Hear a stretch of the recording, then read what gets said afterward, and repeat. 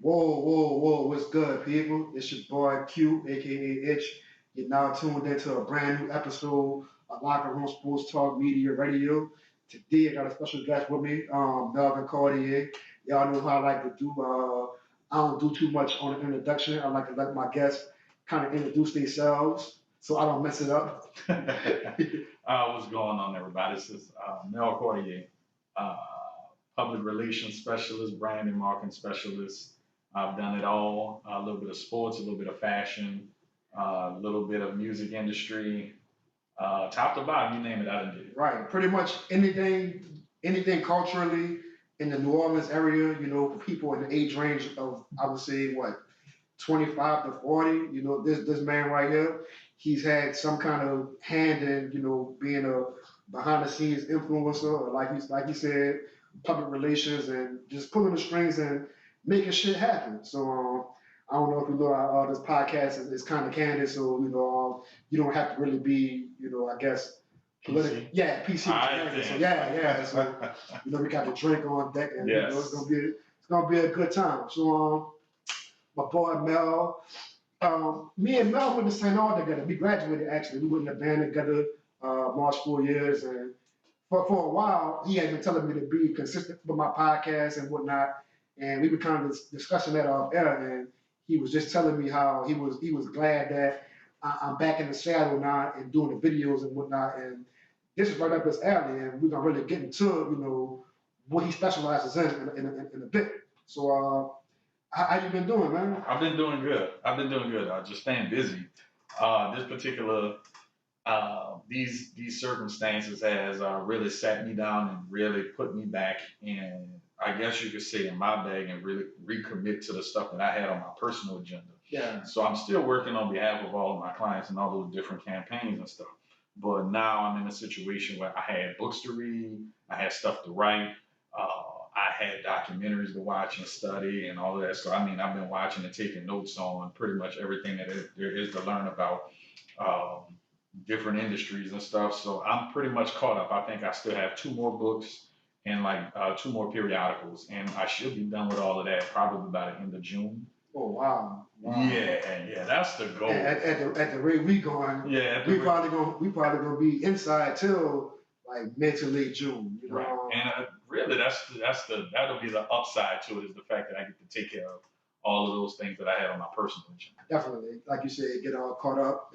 So before all this, before this whole pandemic really kicked off and put everything on freeze, what are some of the projects you had in full swing or had going on?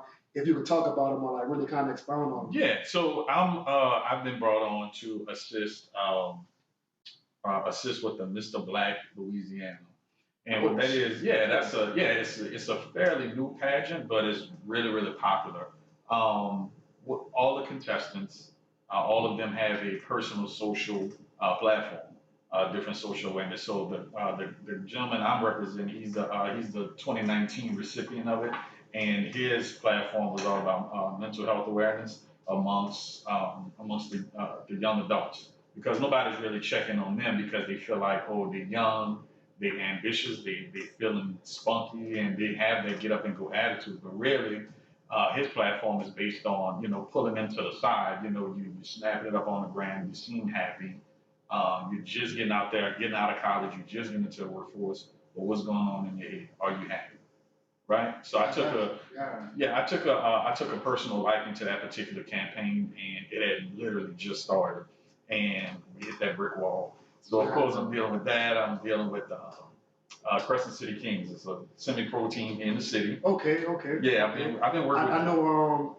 Before all this kicked off, I know you reached out to me to kind of do some work, some press work with them. So Yes. I was looking forward to doing that too, because the Kings are probably, like I was telling you off air, they're probably the premier semi-pro team like in this region. Yeah. Not really just on the field, but just the way they conduct their business, like socially in the community and whatnot, and how they just have their footprint and their brand. And, That's right. And like you said, that's right up the alley. Yeah, that was right up my alley. Right. That particular brand has flourished. I've been affiliated with the team 3 or 4 years now, and Yeah, I know a couple of those guys too. Shout out to St. Augustine, one of my, damn, I'm doing name, call himself Eyes. You talking about Brian? Yeah, Brian, and also Jared Walters, the quarterback. Those are two dudes I know that play for the team that, real stand-up guys. Shout out to them. Yeah, straight up. So yeah, we had that going. We had some real community work this particular year. We haven't been able to tackle the real community efforts off the field like how we wanted to, just because over the past couple of years we were dealing with a previous league and their structure just wasn't there anymore. Then we transferred over to another league, but we were trying to get our footing. Yeah. And now that we got our footing, I had things all planned out. Community outreach was going to do stuff with the kids and just increase overall outside activity. Mm-hmm. And then, of course, this happens. This pop off. Yeah. And like this shit is really a blessing and a curse in some ways, because on one hand, you have everything on standstill. So it's like, people can't really go outside and like commit to but commit to living their lives as usual. But on the flip side, it's giving people an opportunity to like really focus and hone in on, things they might have had on the back burner, just kind of refocus and reset and like re-energize themselves. That's right. And the organizations as well. Yeah, and that's what it's all about. And it's funny that you bring it up. I wanted to touch a little bit about sports marketing a little bit. Yeah. But just dealing with that, and then of course several recording artists off and on. Small businesses that hasn't stopped working. Then I have my own personal brand, so I've been using my knowledge in public relations and branding to just assist just the general public at this particular point. If you have any questions, comments, concerns, or anything like that, reach out to me. And I've been, pretty much like a coach during this time. Man, so like almost like a life coach, but for marketing. Yeah, I've been like a business advisor. That's exactly what it's been doing. Yeah. And would you say, since the coronavirus, COVID-19 has really kicked off, would you say that your personal brand, not your brand, but like your personal business relationships, have they like really seen an uptick in people like kind of reaching out to you and asking you, how can I market myself, or absolutely, how can I get my brand to the next level during these times? Yeah, absolutely. So much to I developed a masterclass for the youth. So of course the kids, they have their online curriculum for school, but there's no electives. Right. So I figured I'd start up this online course called the Mini Marketing Masterclass, and you sign up, and it takes you through virtual video sections where I'm talking to you about whatever your respective brand is, because most of the stuff out there, as long as you know how branding and marketing works, you can apply that to most of the fields of professionalism. And if you want to do frozen cups, if you want to dip strawberries, if you want to sell sandwiches, if you want to restore sneakers and stuff like that, you could actually use that particular formula and apply it to it. And it has a slideshow, and it comes with terms and stuff, terminology that you can go look up and define and everything and apply. Okay. And I also see, I noticed you were doing it even before the COVID-19 pandemic kicked off, but ever since this has really kicked off, I've seen that you've really boosted up your marketing in 60 seconds campaign. So kind of expound on that. Yeah. So what it was is I figured I think the issue was primarily is anytime I would post something about a client or something like that, I would just get this onslaught of like texts or DMs, people just kind of picking my brain, and it was I figured the type of questions that they were asking, what I could do is I could just make a blanket statement about whatever that particular topic is that'll just cover all whatever those type of questions are, and that type of stuff is vastly available via Google, Wikipedia. You could look up publicrelations.com, all that kind of stuff. But reading it and somebody actually interpreting it for you is a lot different. So what I decided to do was I decided to just take my know-how and my experience, and I decided to just zip it up into 60 seconds, pick one particular topic, and make it applicable to those folks. And I'm not kidding. Most of the time, every time I've posted a video, I've usually gotten at minimum one client off of that one video. Man, I was just gonna ask, like how was the response? The response is good, man. So much to where people were actually checking for it, and somebody was like, "Well, why you didn't post one for this month?" I'm like, yeah, I'm on the side. I know for a while I was looking for it too. Yeah. Like, I was looking for it like clockwork. It was almost like excuse my analogy, but it was almost like I was a crackhead and I was looking for like that fix. You know, when you don't get that fix when you expect it, you're gonna be like man, like what the fuck? Right. What is this doing? Right. And so what happened was, I made a special edition COVID version of it. I saw that. So when I did that one, that kind of hit reset on my regular schedule ones. But I have about 4 more still in the pipeline that'll carry me over all the way until August. Get ready. Get ready for those fixes. So people be ready. So don't hit this man DM asking him, where is that? Because he got it on top. It's there.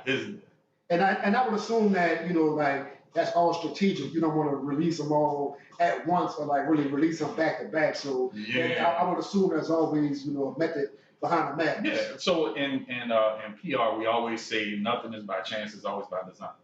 So somebody actually gave me some shitty advice. A real good friend of mine.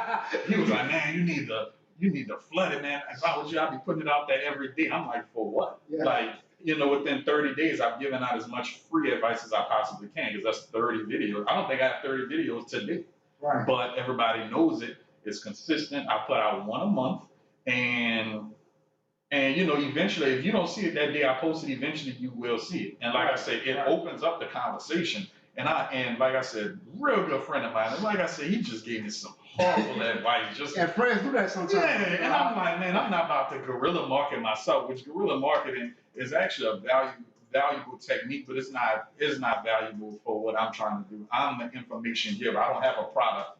I don't have a shoe that I'm trying to shove in your face. Yeah. Buy this shoe, buy these pair of sunglasses, nothing like that. But so like I said, and I'm glad that you're piggybacking off of that because I could tell him I have a very reliable media source that says this particular strategy is working. Yeah. So, right. That's crazy. Like what you said ain't that crazy? Like, isn't it crazy how sometimes it's good friends that give the shittiest advice? Man, just in general.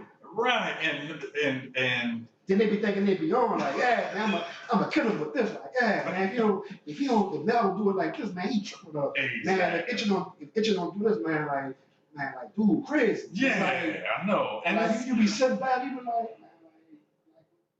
And then it's always the same people that come to you for advice. Yeah. I'm like, no. It's almost like a single person giving you marriage advice and you married. So and that single person has never been married. Right. So it's like, like it's crazy, man. Yeah. Like, so outside of those particular things, like you said, you want to get into, in particular, to talk about sports marketing and whatnot. So with this being a sports audience, kind of delve into that because a lot of sports heads are also business oriented. I can speak from myself in particular and lots of other viewers. So. Yeah. So in a nutshell, for those who may be avid sports fans, who may be a fan of what's going on the court or on the field or on the diamond, but not necessarily know what's going on in the press box. Sports marketing is everything you know and love about your organization outside of the actual play. Yeah. So it could be anything from the selection of colors to the uniform to their entrance on the court to the lighting, all that kind of stuff. All of that stuff, sports marketing. So now it's gotten sophisticated to where they have their own entertainment departments now. Jeez. So your favorite organizations out there, as far as like the pyrotechnics and like I said, the laser shows, or even I noticed like the New Orleans Saints. Yeah. All right, cool. I wasn't sure if I can. All right, so like the New Orleans Saints, they have this interactive app where you sign into the app, and when the team is coming out there on the field, you hold up your phone, and the flash on your phone pulsates to the music that's playing. Jeez. Yeah, so that's part of entertainment, but that had to get approved by the sports marketing department. You know that's over the New Orleans Saints and Pelicans. Right. So as we all know, during that dynasty of the Bulls, they had an epic intro. Yeah. Like, you know, a lot of rappers like still use that theme music to like rap on songs. That's and stuff. right. That's right. Where they had like the laser bull that came out etched in the middle of the floor. Yeah, all of that sports marketing, and then even beyond that. And the Bulls were one of the first teams to like really like do that, right? I mean, I'm not sure if they were the first, but they were like they were one. They were make it popular. Yeah, they were one of the first to make it popular, absolutely. Because of course, when you're part of the smaller market teams, you don't necessarily have that capital to do it week in and week out. But yeah, at one point, I believe that they were testing that out across the entire league. But at the time when the endowment was low for the Cleveland Cavaliers, obviously they couldn't afford to do it game in and game out. Because this is '91 when Cleveland was trash. So of course, due to the almighty Michael Jordan, the Bulls, they selling out every single season. Right. So they gotta give people a show. They do one thing when they saw the lights drop down. Oh, whatever you was doing, I might have just bought this beer and this popcorn, but I'm going to run just to go see the intro because I need to hear 6'6" from North Carolina. Definitely. You know what I'm saying? Definitely. And that whole thing, again, sports marketing, that became part of it.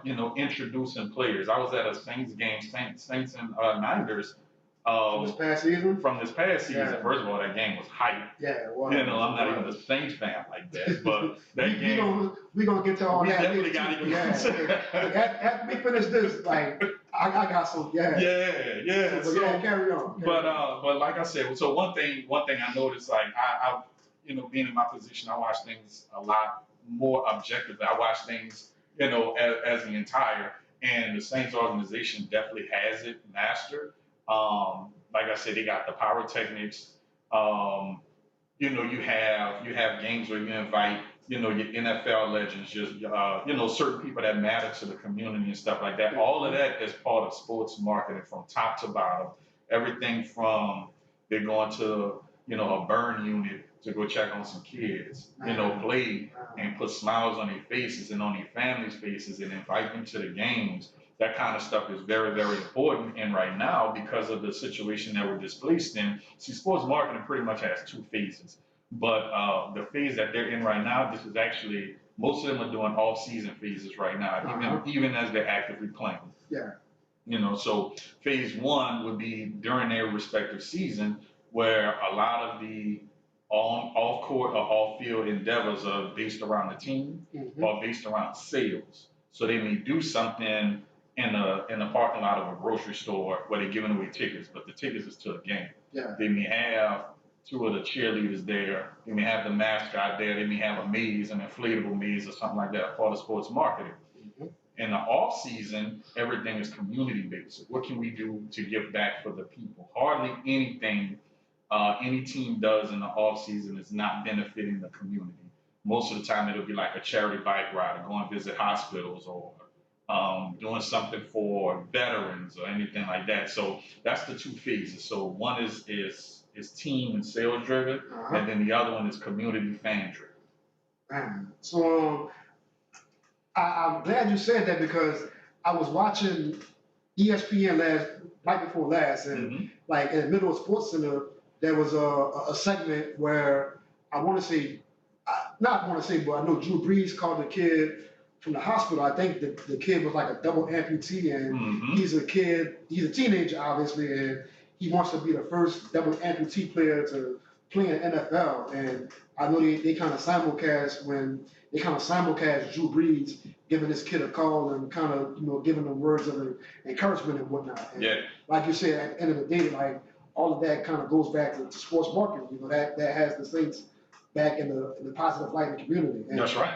Even like 2 days ago, they released the NFL schedule, and the Saints usually do a video. Well, all the teams do a video where they troll all the other teams they playing and whatnot. But this year, the Saints decided to do something a little different, where they show a video of them, having meals delivered to like certain like healthcare workers and like firefighters and stuff in the cities that they were playing in this upcoming season. That's right. Like I'm assuming that all of that goes back to sports marketing. All of that goes back to sports marketing. So under that, you have sales, you have community relations, all of that happens. So with sports marketing, that's the generic thing. That's the generic topic. So with the sports marketing department, again, it depends on how big the organization is. We'll say we'll say the Red Sox. The Red Sox may have a sports marketing team of 8 to 12 versus, like your AAA team may have a team of 2. Yeah. Yeah. So yeah, and they just they get really, really creative and they get innovative. And of course, everything has to be approved by their respective league offices. Definitely.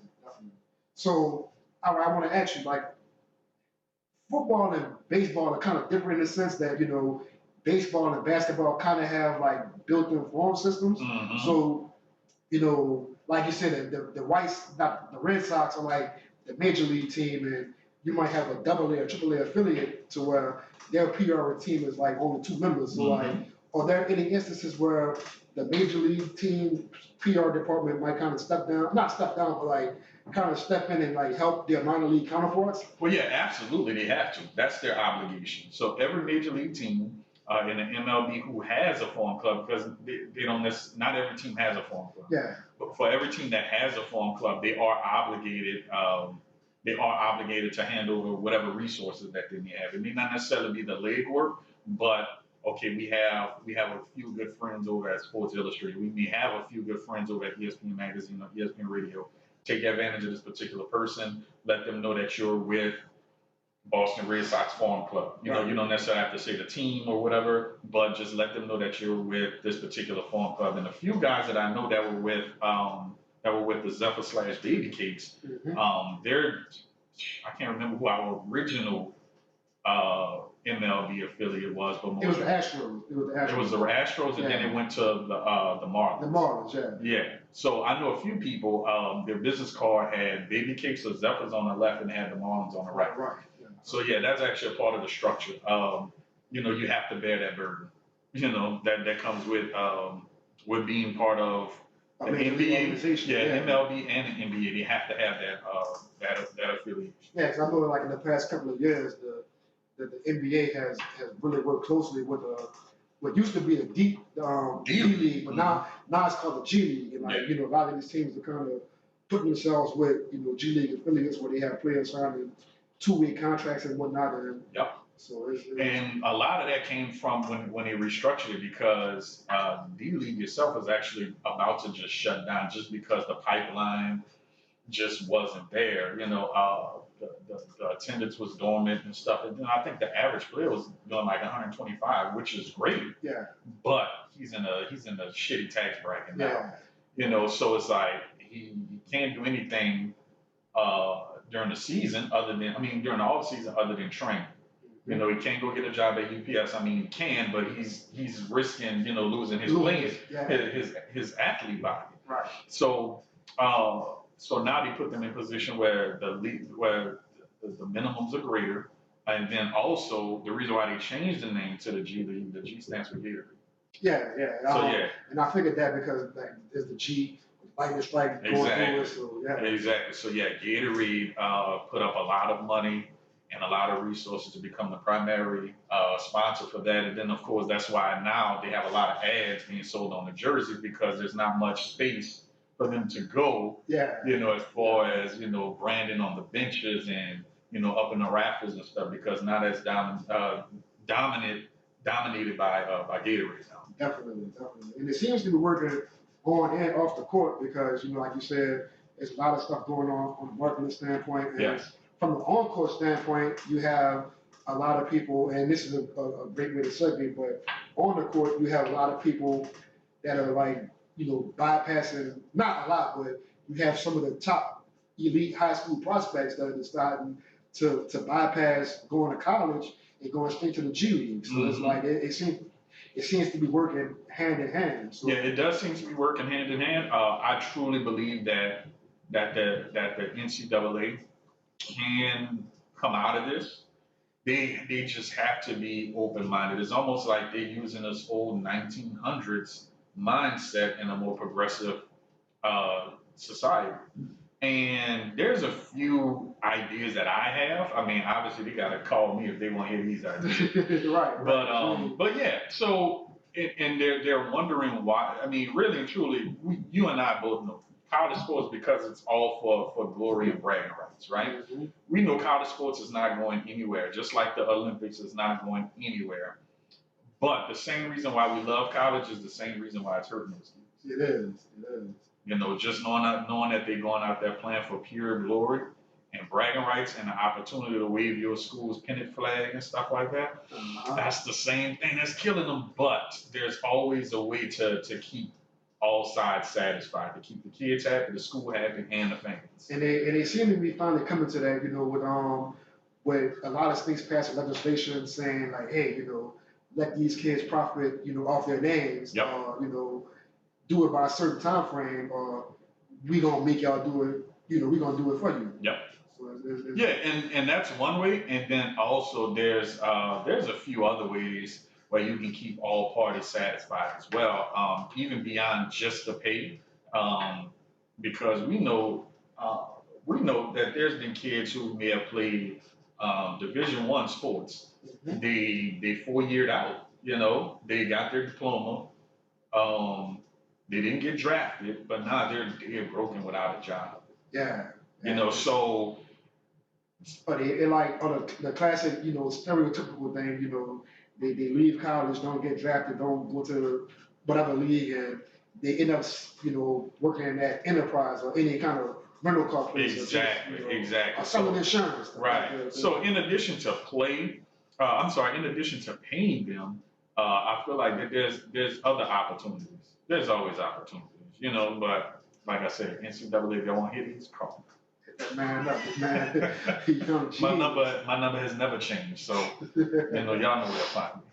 So is there anything else you to kind of expound on with the whole sports marketing thing before we move on? I mean, just reiterating, I want you guys to pay attention for whatever sport or whatever team you're a fan of. Just pay attention to what they're doing at this particular moment, because that'll tell you a lot about the character of ownership. Okay, and what advice would you give to I don't want to say a rookie business person, like somebody that just steps out and say, man, you know what, I want to start my own business. Like where do they go from step one, like regardless of whatever field they want to go to, like as far as if they want to market their business to be successful. Do as much research on the industry as a whole. So, for example, if you want to open up, you have a really, really good pizza recipe. This particular pizza recipe is passed down from families or whatever. Do as much research about the pizza industry. Read up top to bottom about Domino's, about Pizza Hut, Papa John's, about the food industry as a whole, food science. That's a hard industry to break into as well. Definitely. It's not really hard to break into, but it's real hard to be successful in the food industry. Yeah, man. From what I heard. It really is hard. So hard to where my dad is actually very capable of doing it. He just don't want to deal with the red tape that comes along with it. Yeah. As far as all the documents and all of that kind of stuff. My dad's almost 60, so he has to get up and go. He just don't have the patience. Yeah. So once you reach a certain age, you really be stuck in it. He's definitely stuck in his ways. Yeah. But again, whatever industry you're looking to go into, read about that particular industry as a whole. Like I said, read up about food science. Read up about the different meats. Read up about the different cheeses and dairies and things like that. That'll allow you to always have a retort for whatever problem you may have. If there's a cow's dairy shortage, okay, how can I deliver the same quality pizza with vegan cheese instead? Or if there's a cattle disparity, okay, I could come out with new specials with other meats other than beef. Okay. You know what I'm saying? So, and you never want to be backed into a corner where somebody's questioning you about anything that seems unethical. Like how everybody grilled Master P and Romeo about their noodles. Yeah. You know, talking about the sodium count and all that. And he got defensive. He was back into a corner. He said, "Do y'all check ramen about it?" I'm pretty sure they do. I'm pretty sure they check ramen, B. So with that being said, you know, if FDA ain't no joke. Yeah, it forced him to come out with a veggie and a vegan option for his noodles. And it's like that should have been an automatic option. You're in the food industry, so you already know the phase that we're in. Everybody's health conscious now. Exactly. So whatever you come out with, obviously you want to have a more healthier option. Definitely. And you even see a lot of restaurants, you know, adapting to having a vegan menu. So, yes. Yeah. Man, I had a vegan pizza not too long ago. Blew my mind. Yeah. Yes. Like that whole vegan thing, it'd be kind of like, to me, it'd be hit or miss. You know, you go some places and you eat vegan stuff, or you eat like some of the vegan products, and it'd be phenomenal. But like other places you go, they like, to keep it 100, they be bullshit. Yeah. Now I will tell you one person. This is a shameless plug, by the way. One particular restaurant that's got it right is Vegan with a Twist. Yeah. You know, they have the right up the street. Well, they started up the street. Yeah, they started up the street, not in Uptown. Yeah. And man, they have burgers. They have boneless wings. They're the truth. They got fries. They have wraps. And it's all vegan. I got vouch for them dudes. It's all vegan. And I'm going to tell you, they're environmentally conscious. So it's not like they're just pumping it out there just to capitalize. Yeah. You know, like I said, they're environmentally conscious over there. And I do appreciate them for, you know, being about the culture. Definitely. You know, being about the vegan culture, not just capitalizing on it. Definitely. So, you know, that was pretty cool. So now that we're done with that, you know, I'm going to get into the sports talk because, you know, I post a lot of content on Facebook. And me and Melvin, like, almost always butt heads. So I've been having this since one 9th grade. Yeah, like I've been having this one burning question I've been wanting to ask this. Let's hear it. Well, first of all, before I get to that, you know, like he said, he's not really a Saints fan. Mm-hmm. He's been a notorious, you know, New England Patriots fan all his life, and of course, he like to follow Tom Brady. And with TB12 going to Tampa now, you know, you staying with the Patriots, or you coming down south to Well, so I'm gonna tell you this. I'm gonna tell you this. When it comes to those particular, when it comes to NFC, obviously I'll be watching the Patriots. I mean, I'll be watching the Bucks. Yeah. And see what TB12 do. Of course, I'm gonna be waving my TB12 branded hat at both games because I'm going to Tampa in November. But I gotta ride with my Patriots. Got to? I got to. And the reason why I said is because I've been a fan since like 97, 98, whatever year they played. He really, when they played Green Bay in the Super Bowl. Yes, that's when I became a fan. Yeah. And I gotta say, like, since I met him, damn near 20 years ago at St. O, like, dude been no official. Like, you know, you hear about people like they bandwagon fans. Like Mel, he's been a Patriots fan like since Ben. Like, yeah, because I originally liked Bledsoe. Bledsoe was my dude. Yeah. You know, so I just continued to stick it out, and lo and behold, we got the golden child right after that. And it's been a fun ride. I ain't gonna lie. It's been like a fun for like 18, 19 years. Yeah, it's been fun. It's been fun. But yeah, I can't sell out my Patriots. So how you think they're gonna do this year? You know, them dudes like one of AFC East, like 17 out the past 19 years. Like, something like that, yeah, like something ridiculous. Complete dominance, and like now, like the one on-field staple that's been there for the past 19 years, he gone now. Like, well, it just seems like it's wide open now. So, like, how do you think it's gonna play out? From the schedule I looked at, they have the opportunity to go 10-6, but this 10-6 could easily shift into an 8-meet season. Yeah. You know, I was looking at like Raiders, Chargers, Chiefs, questionable games. Defense, I feel like is gonna have to carry them. Of course, the veterans that matter are still back there on defense. Like McCourty, no? Yeah. McCourty. We still got Slade on special teams. So they have the opportunity, and it looked like they picked up some real good DBs and some linebackers. So if they could adapt to that Belichick system, you know, that method of play and increase their on-field IQ, I think they'll be all right. They're looking like a real good 10-6 team. But I can fuck with that. it's not gonna be no great victories. The margin of victory is probably gonna be 3, 4, 5 points at the most. Yeah, per game. Per game, yeah. Because right now they rolling with Jarrett Stidham. He ain't showing me nothing. I was never really a fan of him since Auburn. I'm banking on them shuffling stuff around to pick up my guy from Clemson next year. Or Trevor Lawrence. Trevor Lawrence. I'm banking on them to get him. Or they get Trevor Lawrence. If they, I mean, he's a projected #1 pick. So if they get him, they would have to tank. Yeah. Either tank or trade up. Yeah. Ooh. And they're gonna have to give up a lot. A whole lot. Well, they drafted really. They had a serious draft this year. I think they had 6 or 7 picks out of this draft. So if they did right by this, I want to say 7. I'm not sure, but I want to say it was 7 picks. Okay, I think they tied with Oakland or something like that for most this year. So however many picks they had this year, hopefully that'll hold you over because you picked a lot of defensive guys. So now next year you just trade up and dump a lot of your aging guys and pick up Trevor Lawrence, and we right back to glory. Yeah, I feel that. I definitely feel that. So also with you being, a New Orleans native, I don't want to sound like, too biased, but how do you think the Saints are going to do this upcoming season? No, I'm going to tell you, like I've been telling everybody, I never hated the Saints. It's just, for all intents and purposes, that when you're a kid, nobody wants to root for a loser. A loser, yeah. And the Saints colors was always cool because we had the coldest merchandise down here. Yeah. I'm talking about, if you can remember when we used to have signature stuff at Wieners and at Walmart, man, it used to be popping. Cool. Yeah, it used to be cool. Then, of course, you go to Foot Locker, they got 3 starter jackets. As soon as they stock them, they gone. So you could never get your hands on like real good Saints merchandise. So I don't hate the Saints, and I do keep an eye on them.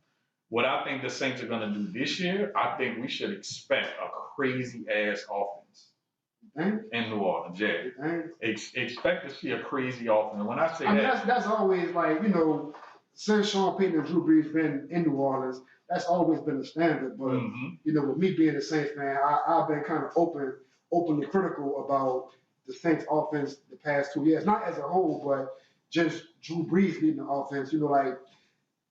He's one of the most accurate quarterbacks in NFL history. Dude, real pinpoint accurate with the ball, and he's real smart. He don't make many mistakes. But when he do, they critical. Yeah, and I was also going to say, dude, he's 41 years old now. He can't really push the ball downfield like how he used to. And it's like, and that comes with age, but at the same time, when you playing on defense, hey, look, I know Drew Brees can't push the ball 25, 30, 35, 40 yards down the field. Let's take away all this short intermediate shit, make him beat us deep. And that's so. I mean, I think our offense is going to be, we're not going to be average. We're going to be good, but I don't see us being like Kansas City good. No, well, Kansas City is textbook good because they run, pass, and they'll beat you deep. With the Saints, I think the reason why I say it's going to be a crazy offense is because I really think Taysom Hill is going to step. They kept him and paid him a lot of money for a reason. I really think he's going to start taking about 40% of the snaps. And he could beat you with his legs or with his arm. Because from what I saw last season, man, when he finally started letting that ball fly, I said, and he could throw. So, I mean, he's not really accurate, but but he can launch it. You teach him. He can launch that bitch. Yeah, you teach him accuracy, he ball. He's gonna be worth his weight in gold. So, and then of course, AK is gonna be him. On the contract, yeah. I mean, on the contract, he's gonna ball out. Yeah, he's gonna ball out. This is like, he likes being in the city, so it ain't like, pay me, I'm going. I think he really wants to be here. From what I know about him personally. I was gonna say, you can speak to that from from a personal standpoint. I've had a lot of good run-ins with Camaro, and like I said, from what I know, he loves it here. He wants to be here. He still walks to and from after games and all of that. He's a guy. He's a guy of the people. I don't really see him doing that in too many other markets where he won't be bombarded and he won't succumb to the fame and the other things that comes with the money. And New Orleans is one of those cities where people can tell you all the time, celebrities come down and, you know, they just have a good time. Like, people don't really bother them. New Orleans is really a carefree city, so like, Absolutely. I think that works out. I think that works out advantage when, you know, making people feel comfortable when they come down. That's right. And then also, let us not forget, we got somebody at Wideout named Michael Thomas in New Orleans. And honestly, I'm gonna tell you, if I said this last year. Man, this shit crazy because like I was on Twitter the other day and nigga was like, yeah, man, like Michael Thomas, he like a masterpiece with football cleats.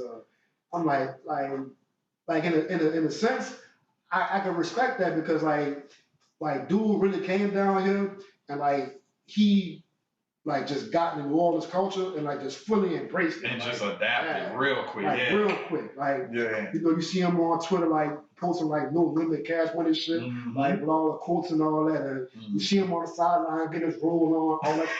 And then on top of that, like he back it up. Like he's arguably the best receiver in football. Like definitely top 3. Yeah, for sure. From what I've seen. So I was being heckled a lot last year because everybody felt like when New England, you know, some of the games they were playing abysmal, but the games they was winning, he was winning. Yeah, he was like piss off people. So yeah, and so I was banking on, you know, we couldn't get it the 2 years before that. We couldn't get it in 17 and 18. I was hoping 19 or maybe even 20 that we was gonna get Drew Brees and Tom Brady Super Bowl. Right. So I told him this year, I said, if the Saints and Patriots you know, got to meet in the Super Bowl, I said, we do not have an answer for Michael Thomas. And that was me being a fan of the sport and not just a fan of the Patriots. I said, man, we don't have an answer for Michael Thomas.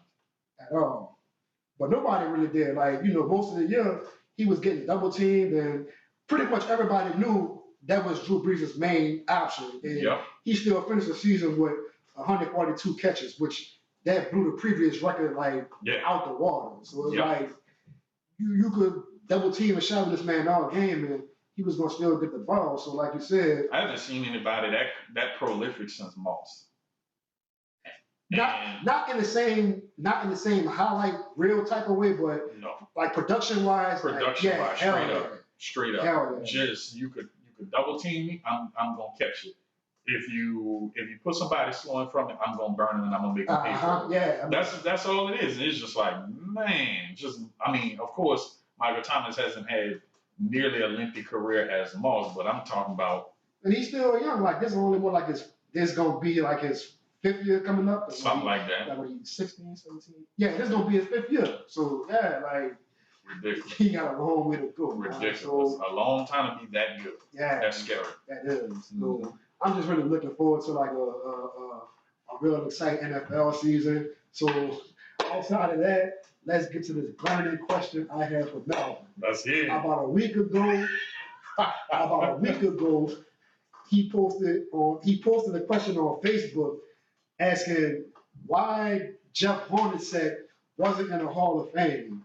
And I was like, dude, are you serious? Like, come on, man, don't. Are you serious right now? Don't disrespect I'm not knocking Jeff Hornacek. Like, I'm not saying he was sad. Like, he couldn't play nothing like that. Like, dude played in the NBA for like 14, 15 years. Like, and had a successful career. But at the same time, like, I'm thinking to myself, like, from what I know of Jeff Hornacek, like, I started watching basketball when I was like maybe 5, 6 years old. Like in the height of Jordan winning his championships and all that before he retired the first time. Right. So I really caught Jeff Hornacek as a member of the Utah Jazz.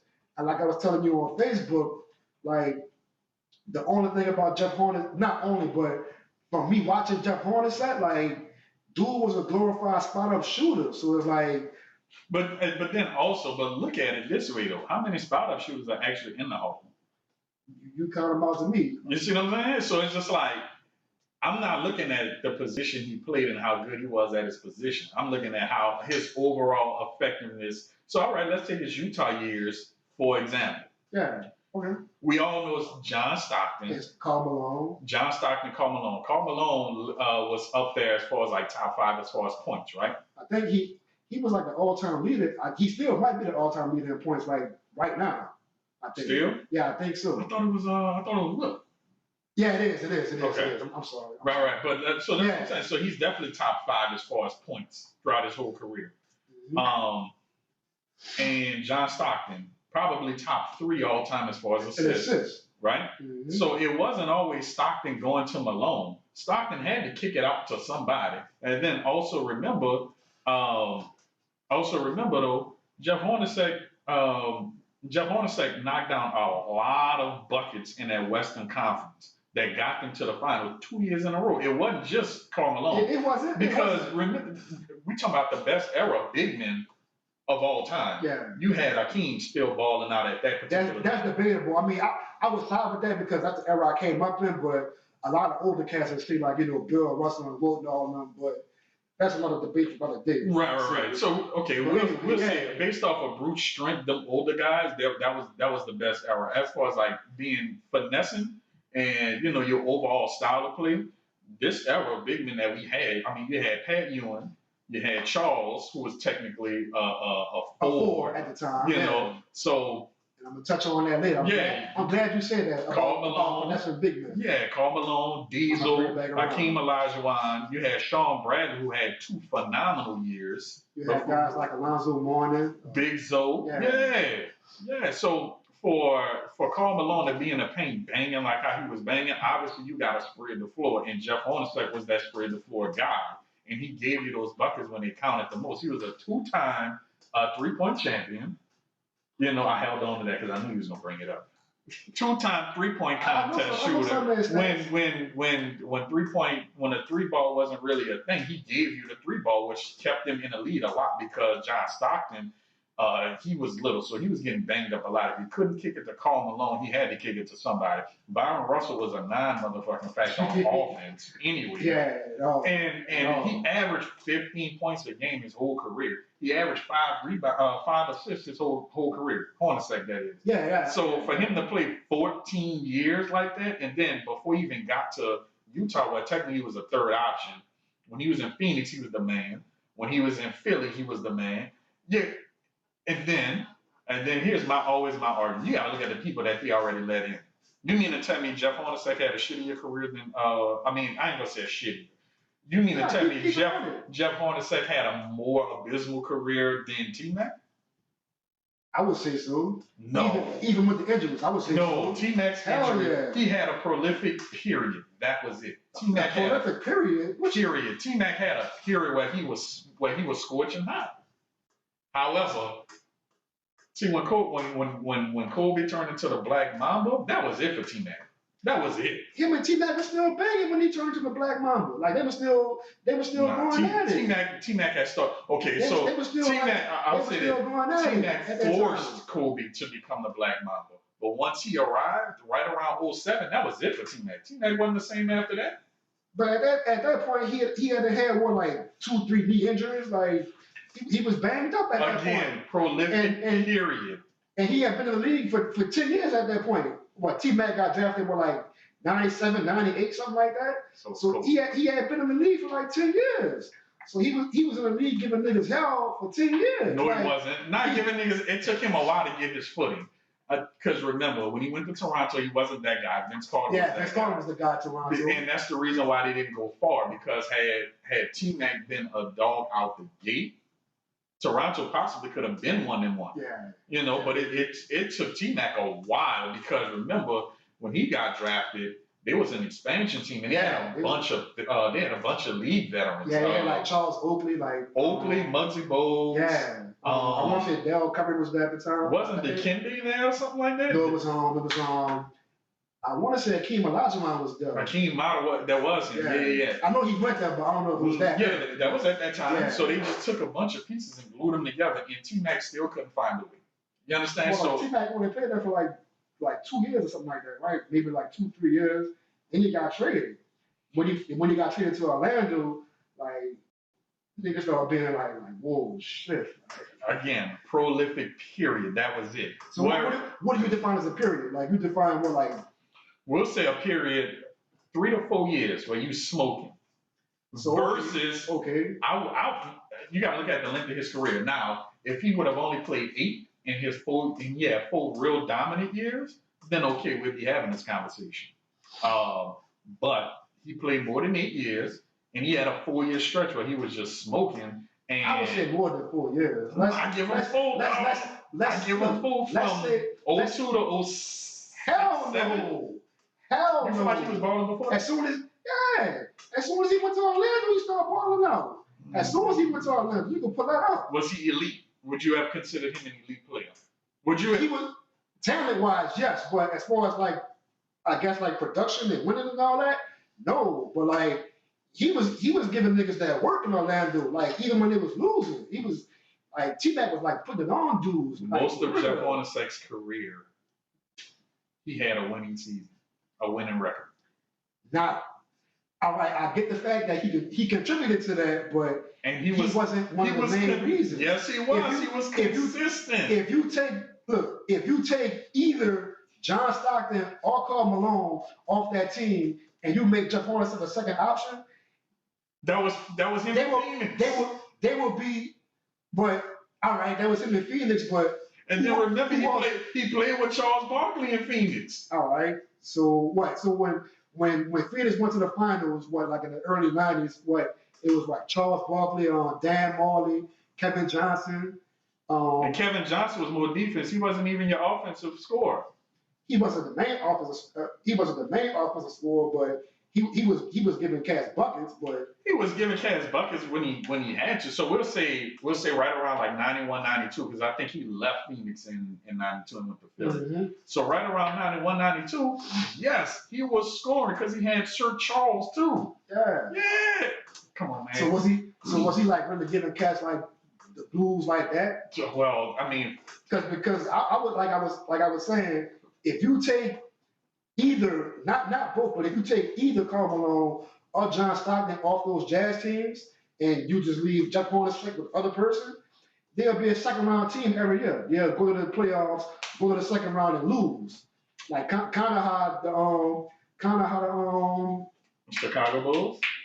Them two when Jordan left, but kind of like how when Chris Paul was in LA with the Clippers. Right. How they was every year. Their problem was chemistry, though. That's different.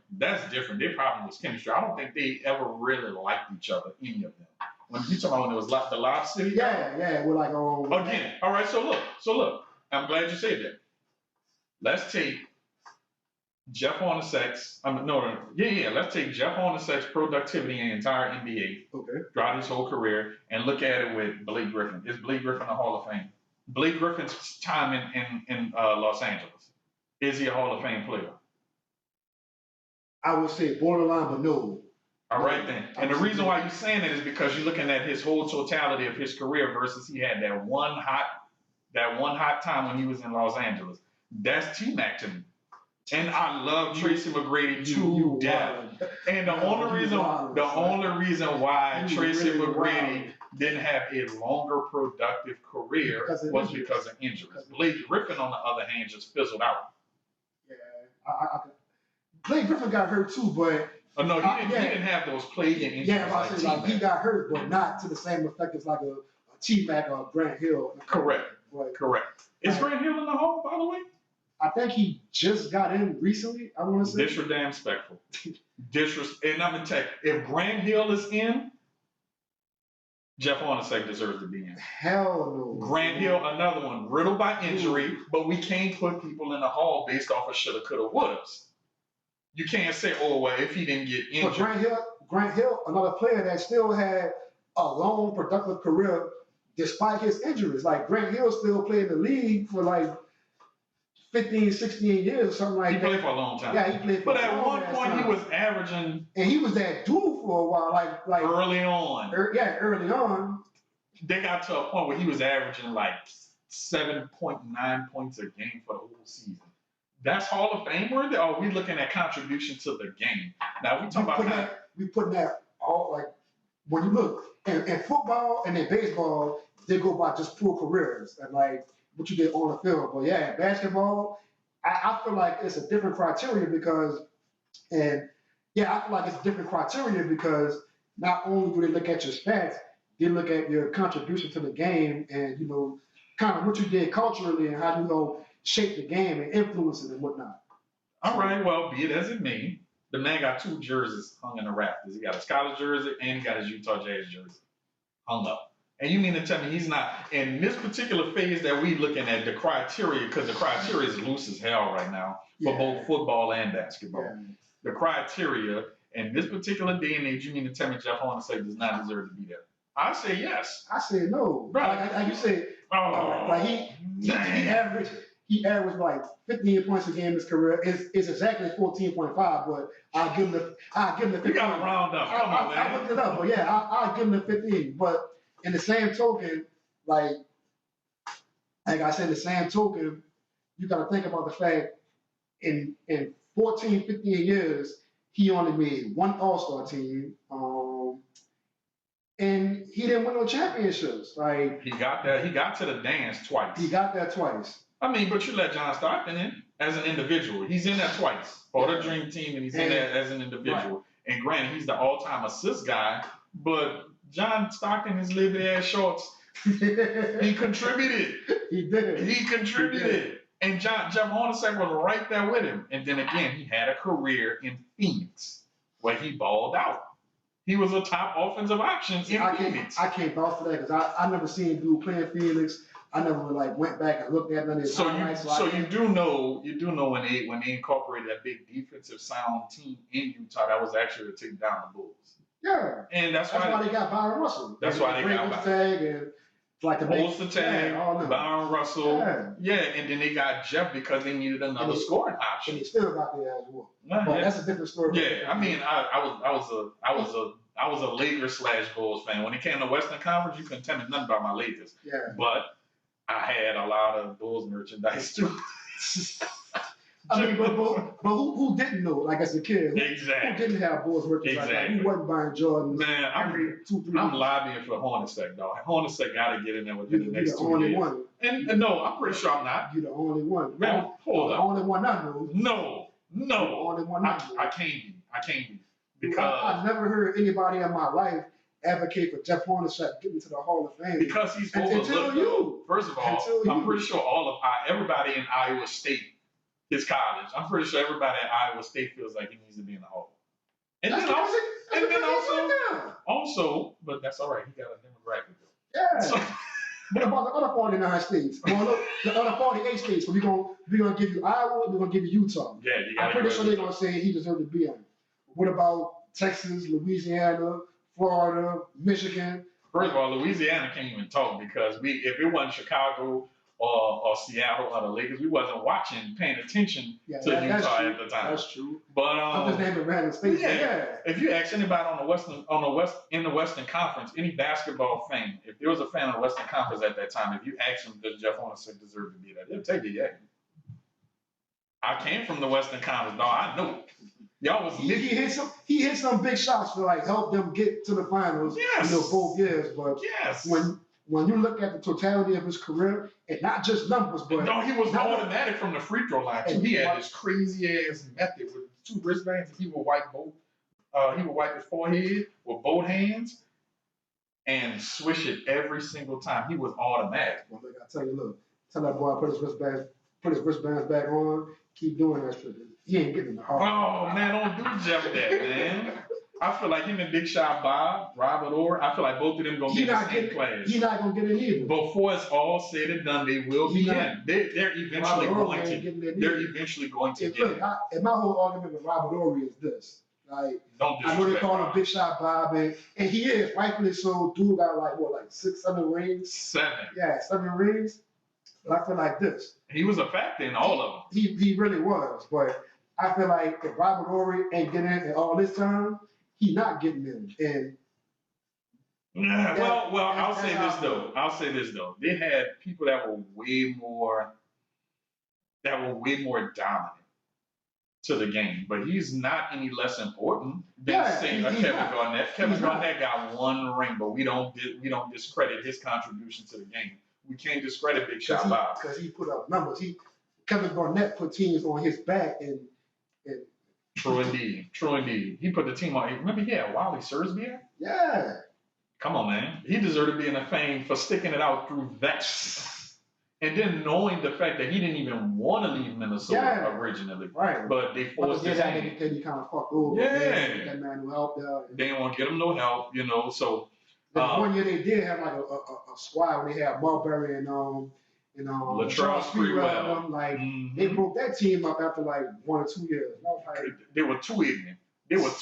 That was choking up coaches. Come on, man. So I'm gonna tell you that was the 04 Nuggets before the Nuggets. Before the Nuggets, yeah. When the whole Nuggets squad was thugged out. I'm gonna tell you, like, all the Pacers, like them too, like that Pacers team, like them was some solid ass niggas. I'm gonna tell you. I don't know how you put Jermaine O'Neal, Steven Jackson, Robert Tinsley, like how you how you put all them niggas on the same team? Like I'm pretty sure they had a psychologist on payroll. You had to. Yeah, I know Steven Jackson told a story about how they went to the club one night. He almost got killed. Like he was like, like if you go look at his podcast, All the Smoke, he tell a story about they went to the club one night and like dude got ran over by a car and like all his fucking teeth got knocked out. That's why like you look at his teeth now, like they too perfect because like all that shit fake. Dang. Like them niggas was ignorant. Like for real. Like wow. Yeah, like they had. I forget like all the details of the story, but I want to say Robert Tinsley got into it with somebody like that, and when they left out, they was like surrounded in the parking lot, and Jack was like, he went and got a gun or something like that. And he said when he got the gun, somebody came from out of nowhere hit the ball in the car. Like, yeah, and them dudes was ignorant. So like the Malice in the Palace, like. That was just a tip of the iceberg for them, man. And I'm pretty sure they have a bunch of stories that have never seen light of day, like from stuff they was doing. Sure. But like, So I mean, to round it back, I personally feel like you got to put. I mean, we all know Kerr's going to get in there. Kerr won 3 as a coach and 5 as a player. He's going to get in. He probably will, but so I feel like he probably will. Like, I feel like Kerr on the second, Big Shot by me to be in that hole. And part of the same class. All in the same class? Yeah, just to give it validity. Because look at it though, 1, 2, and 3 were all valuable shooters when it counted. And then Jeff and Steve went on to have great coaching careers in the NBA too. I mean, obviously Kerr. I wouldn't say Jeff Hornacek had a great coaching career. Like I know he coached in Phoenix a couple of years, and they might have went to the playoffs, and then he coached the Knicks, and you can't really fault him for what happened with the Knicks because that's just a dumpster fire. Yeah, that was a dumpster fire. They put him in that position to fail. That was ownership at the time, wasn't it? Yeah. I mean, what James Dolan been owning for like what 20-some years now. Trash. See, I don't know what level he was on at the time. I don't know what level he on now, but whatever. So, but yeah, man, come on, man, put my three spot up shooters in a hole. Call it the spot up class. I'll put one in. No. I'll put Steve Kerr. Man, you gotta call it the spot up class. I like Big Shot Bob too. I like Robert Horry, but like I said, if he ain't get in yet, it ain't happening for him. That man said he want a documentary too. For what? Just for hitting shots? Important shots? Like no. I'm gonna tell you. Important shots, but like as an overall player, like when they doubling Akeem Olajuwon, or they doubling Tim Duncan or Shaq or somebody. Yeah, they're gonna kick you the ball out. That's your fucking job. Yeah, open knock shots. It down when they count. They clutch shots and they come in big moments, but that's your job. Now I'm gonna tell you, as that's why they pay you. Yeah, as somebody who I dabble in the film industry, I pay a lot of attention to film, TV shows and documentaries and stuff. That documentary gonna fly like a chair. I don't see it happening for him at all. But put him in the hole. Put him in the hole. He might get in one day, boy. No, I believe Divac is in the hole. I'm glad you said that. Now, from a number standpoint, you can name a lot of dudes who had better numbers than Vlade Divac. But again, what you gotta understand is Vlade Divac was one of the first people that came over from Europe and like really opened the door for like European people to come in the NBA and flourish. What is he from? Czech? Yeah, like Czech Republic, Czech Republic? Yugoslavia. Oh, One of them. yeah, one of them. He's from Yugoslavia, I think. It might was still the same country. Yeah, I think so at the time. Yeah, because I don't want to did the ESPN documentary on them, the one brothers, but the country split up or something like that. So like, yeah, but to get back to the point, not only was he one of the first European players to come open the door for other Europeans to come to the NBA, like Tony Kukoc and Peja Stojakovic, and even not guys like what's the dude name in Dallas? The two dudes in Dallas. Kristaps Porzingis. Porzingis and the other one, Luka Doncic. Yeah, Luka Doncic. Like guys like him, Dirk Nowitzki. Not only did he open the door for guys like that, but you gotta think about Vlade Divac. He was one of the first big men to like really have like an expansive game as far as like being a passive big man. As far as like he also had a decent mid range. Yeah, he did. No, you did it. I mean, so basically, it sounds like they did it based off of geopolitics alone. And his numbers were solid. They weren't great, but his numbers were solid. And to go back to that point, the Cooperstown and Canton are based off of your professional contribution. Yeah. Naismith is the only one that does your entire career. Tony Kukoc had a better career than Vlade Divac, and he's not in the Hall. That's close. They gave him three. Close. He got 3 rings. That's close. He got 3 rings, and at the time, I'm talking about nuts on the head on the Lakers when Vlade was playing for the Lakers. And I was a Laker fan, and I'm gonna tell you, I never saw it for Vlade Divac. Never saw it. I used to play NBA Jam, and Vlade Divac was the alternate player that they would give you. Yeah. It would be I think they would give you Nick Van Exel and Vlade Divac, and I would always swap it up. I would rather deal with 2 guards than to deal with slow and Vlade Divac. I would go with Nick Van Exel and in Eddie real Jones. life, that man had a game though. In real life, I mean, in video games, that's how that shit goes. Especially back then, but I swapped them out based off what I was looking at on TV. On TV, man, Vlade was never that guy for me. Never. And you were a Lakers fan, so I can respect that. Bro, I don't agree with it. It used to piss me off. He would be in the paint, turn around, try to do that baby hook and clank. And I'm like, oh, you was big as hell. But his game to me was, he was fundamentally sound. Yeah, he was fundamentally sound, but he couldn't improvise. He made the right play. Like, you know, he was like passing the ball in open court and finding open people and just doing other stuff like defensively. That's why I feel like when you said it on Facebook that day, I was like, you might have a point. But then I went back and like really thought about it. I was like put him in the hall. Like he didn't have the best pro career, but he opened up doors and he like. So yeah, he's an ambassador. They gave him off his ambassador. Yeah, kind of like Yao Ming, but. No. I was gonna say kind of like Yao Ming, because Yao Ming still had like a really good career. Yao Ming had a great career. Even if his career was shitty, he was gonna still get in because he opened that market for China. Yeah, and China is the biggest consumer of NBA, not even America. Right. So yeah, that's crazy. He was getting it regardless. Yep, I agree. But yeah, man, put my 3 spots in there, and.